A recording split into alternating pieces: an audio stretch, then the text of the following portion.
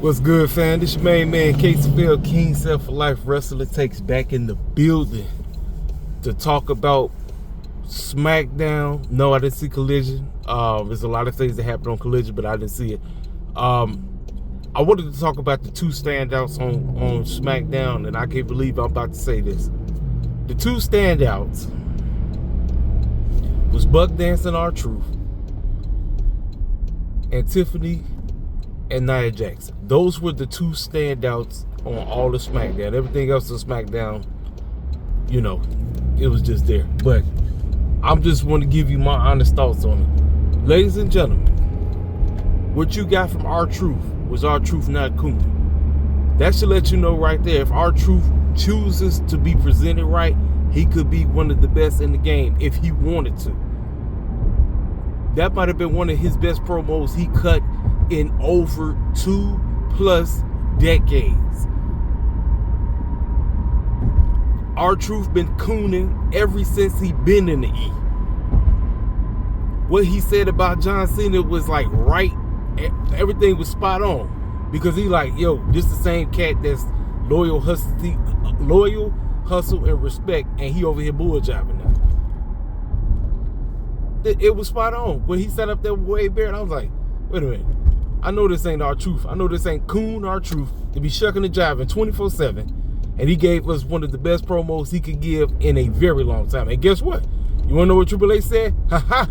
You all be right crying about there don't be nobody black on my PLEs or free PLEs on TV. I got my biggest coon to go against John Cena. See? But he wasn't cooning. I give R-Truth that. He was not cooning in that promo. Normally, you know me, I call R-Truth out for the buck dancing he be doing 24/7.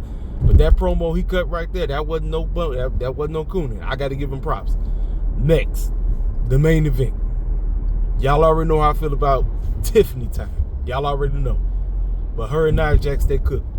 They cooked. It might have been a botch or two, but they cooked. The ladies cooked. They cooked. They cooked. Ain't no hate for me. No hate. Now, the rest of the show was skippable.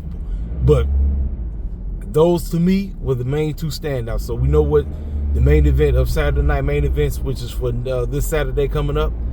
John Cena, R-Truth. Everybody mama know John Cena is not losing. We already know that. But, and then I think we doing, is Tiffany going to be on the show? I think she is, And then they had a bunch of qualification matches for the Money in the Bank. So that was pretty much SmackDown. Really nothing else stood out to me except for R-Truth's promo where he wasn't buck dancing.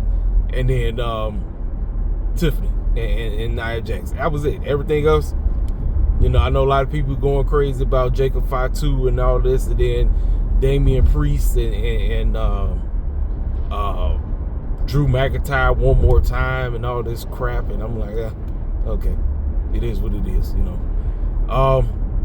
Other news, AEW news. That boy, Darby Allin, is officially a record holder. He climbed Mount Everest. Now, the question you have to ask yourself is, how the clown do we ingrate him back into the AEW title picture? How the heck do we get him back? That's the biggest question we're going to be asking Tony Khan. Is how do you get him back? After he did what he did, he broke the record. How do we get him back into AEW? How do we get him back to making him seem like he, you know, could possibly be, if Tony Khan doesn't do what a lot of people think he could do, which is, you know who. I told y'all this. You heard it from me. If Will Ospreay does not beat Hangman Page, and Hangman is going to All In, I hate to break the bread news, ladies and gentlemen, Moxley is walking out of All In. I hate to say that, because it would definitely, like, there is absolutely no way you don't see Darby Allin being the one to take him down if it's Hangman. Now, if it's Will Ospreay has no business losing, none whatsoever.